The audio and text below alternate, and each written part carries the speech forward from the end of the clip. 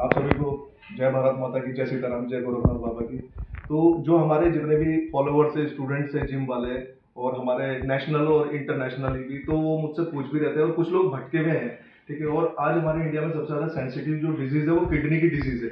ठीक है। और जो जिम में कुछ लड़के हैं वो अनजाने में ही क्रेटिन ले रहे हैं, सप्लीमेंट ले रहे हैं, और उनको अपने टेस्ट का पता नहीं होता। तो केएफ की टेस्ट भी कराइए अपना।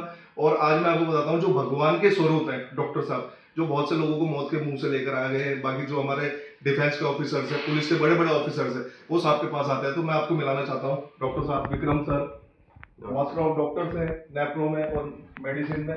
तो आप लोग भटकिए मत और गुमराह मत होइए कहीं पे भी। और ये कि बहुत से लोगों की डेथ भी हो चुकी है। तो किसी को कोई भी दिक्कत होती है, मेरे फॉलोअर्स, स्टूडेंट, ऑब्लिक जितने भी कोई भी माता बहने हैं, तो मुझसे आप ये कि मिल सकते हैं, इनबॉक्स मैसेज कर सकते हैं। आपको मैं डॉक्टर साहब के यहाँ का एड्रेस दे दूंगा पूरा की पूरा, और आप आ सकते हैं। सुविक हॉस्पिटल है देहरादून में, और ये जो रिस्पना रोड जो आईएसबीटी की साइड जा रही है, वहीं पे साहब का हॉस्पिटल पड़ता है। लेफ्ट हैंड पे आप रिस्पना की साइड से आएंगे आईएसबीटी रोड की साइड, तो आपको लेफ्ट हैंड पे पड़ेगा सुविक हॉस्पिटल। तो आप मिल सकते हैं। डॉक्टर साहब भगवान के रूप है, और हमेशा इन्होंने ये लोगों को बचाया है, सेव किया है।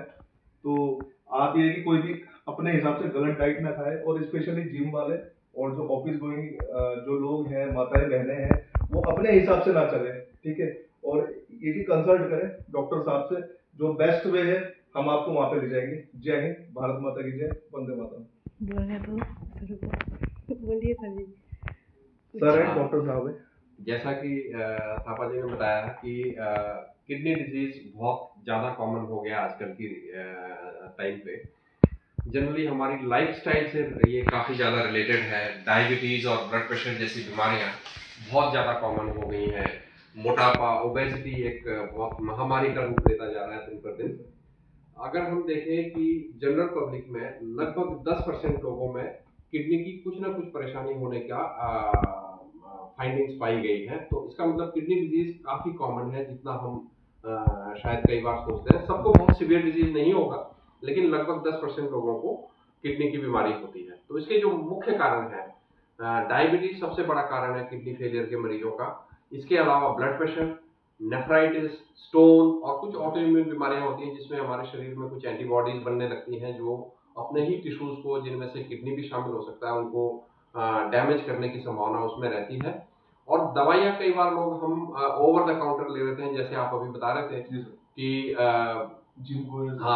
जिम में जाते हैं लड़के बॉडी बनाने के उसमें लालच में, और वो अननेसेसरी के प्रोटीन सप्लीमेंट्स लेते हैं, जबकि आप नॉर्मल प्रोटीन से वो अपना रिक्वायरमेंट पूरा कर सकते हैं। नॉर्मल प्रोटीन से मेरा मतलब है आप पनीर लीजिए, दालें लीजिए, एग वाइट लीजिए, चिकन लीजिए, फिश लीजिए।